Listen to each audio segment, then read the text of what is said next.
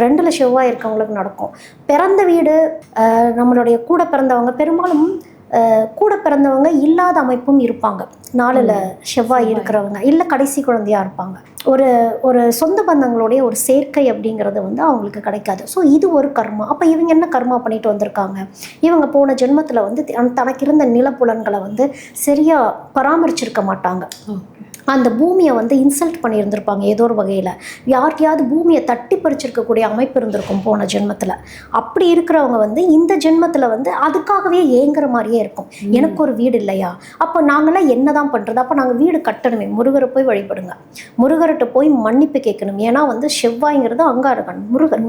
இந்த முருகர்கிட்ட போய் தான் இந்த விதியை மாற்றணும். தானம் தர்மம் சரியான இடத்துல தானம் தர்மம் பண்ணி செருப்பு வாங்கி கொடுங்க. சனியவும் வந்து நீங்கள் வந்து கன்வின்ஸ் பண்ணணும்னா உழைப்பாளிகளுக்கு செருப்பு தேரவங்களுக்கு செருப்பு வாங்கி கொடுக்குறப்போ இந்த சனியும் செவ்வாயும் சேர்ந்து கொஞ்சம் அந்த கர்மாவை வந்து கொஞ்சம் கழித்து உங்களுக்கு அடுத்த லெவலுக்கு கொண்டு போகிறதுக்கான ஒரு அமைப்பை ஏற்படுத்தி கொடுப்பார்.